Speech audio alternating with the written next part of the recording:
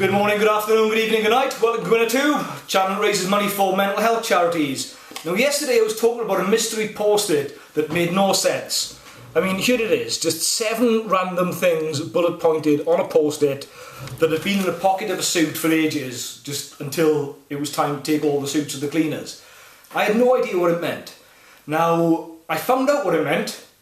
I worked it out when I was soaking in the bath late last night. Now, before I say exactly what it was, if you want to go back and watch a previous video, if you've seen that video, I'm going to make you wait for the answer because I'm going to talk about the memory in the brain.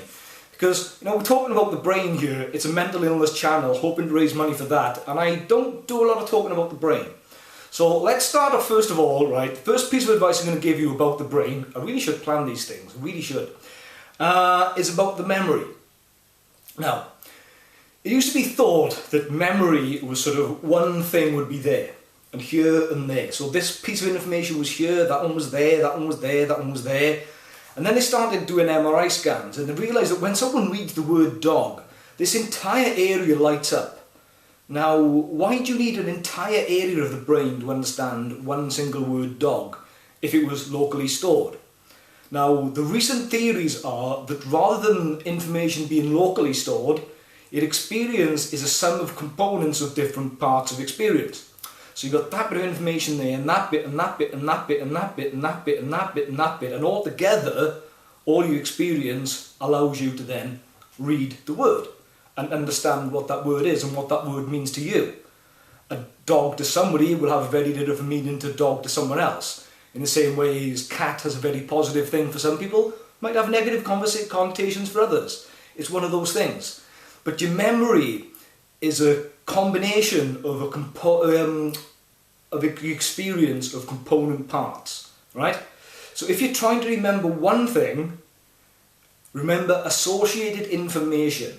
Remember anything about that that can possibly help. If you know it's not to do with it, put it to one side, and your brain will ignore it from then on. So all you've got to do, right? Here's the trick. I'll give you the process for it. Have the thing you're thinking about, in my case, this. Commit it to memory, have a look at it, have a bit of a think about it, and then forget about it. Do nothing. Your brain will do the rest in the background. You don't have to consciously do this. In fact, if you consciously do this, you'd probably interfere with the process. Just let it have it for an hour and a half, 2 hours. That's around about how long I let it for. I let it have it for last night, by the time I was in the bath soaking. So, just let it stew. Then sit down, start thinking about it again, and start thinking about each one of these individual ones. That's what I did. And then just laid it in the hot water and waited to find out what would pop into my head, what made sense, what didn't make sense, where were there connections, where were there not connections. And work out what it's not. First of all, I worked out what it wasn't, and it definitely wasn't a game, because at the time I wasn't doing games. It definitely was something to do with the channel. Because at the time I was wearing the suit, I was working in a job where you'd have very, very busy 3 hours, then just 10 minutes coping out of nothing, waiting for the next thing to come in.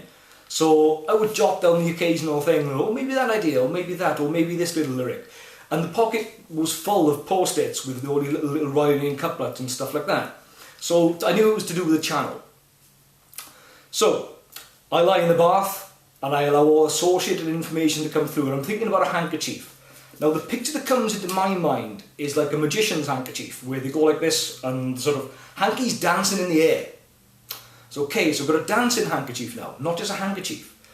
Old saucepan, right? Or saucepan, for those people outside Wales. Now the picture that comes into my mind, it's upside down. Now why is a saucepan upside down? I have no idea. One potato style actually becomes this. It moves on. It's not just one potato, it's a sequence of movements. Okay, rocking backwards and forwards, arms out. Now all of a sudden this picture makes it. Because it's not just one person I see a group of people, and they're effectively like this. And then it hits me. I know exactly what this post-it is. This post-it is a list of props and dance instructions if I was going to perform the Banana Boat song by Harry Belafonte with a Beetlejuice theme. It starts off, the first sort of ghostly thing that happens is the wife saying, "Deo, Deo." But one of the first sort of visual effects there is this dancing handkerchief. Then Otho, the guy who's played the interior decorator, he picks up this pot, turns it upside down and starts banging it like a bongo. Then there is a bit where they go pick 6 foot, 7 foot, 8 foot bunch. So we've got that.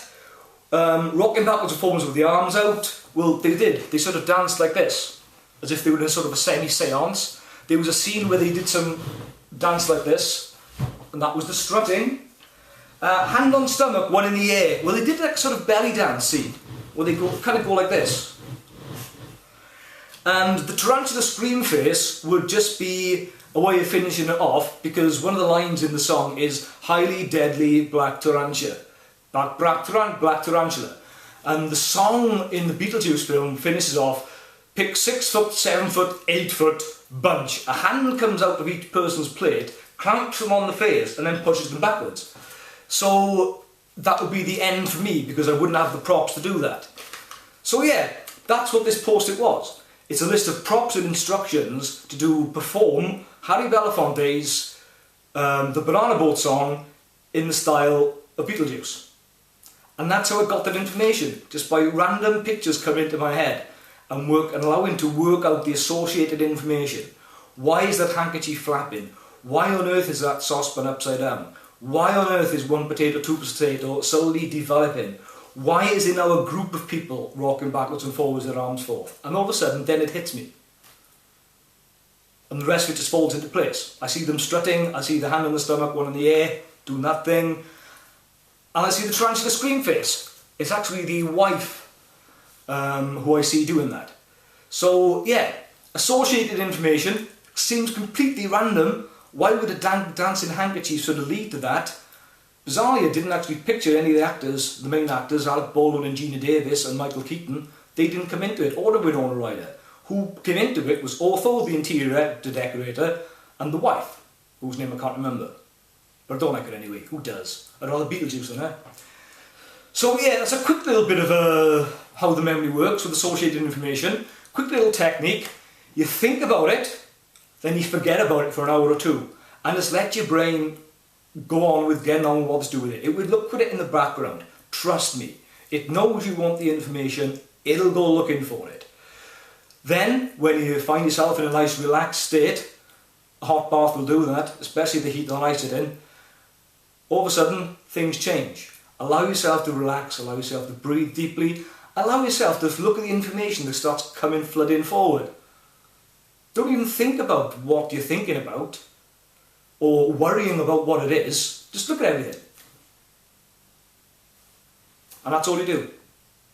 So that's a first little memory tip. I've given that memory tip to a few people, and it does work. Trust me, especially to recover after a brain injury, I've had to spend a lot of time on my memory. And yeah, associated information, that technique functions and works very, very well. I would recommend it. So thank you for watching. Usual channel-y stuff at the end. Thank you for watching. Ask you to subscribe. Of course I'll ask you to subscribe. Appreciate it. Please like it. And yeah, let's get this channel growing and let's raise some money for mental health charities. So thank you for watching, and I'll see you next time.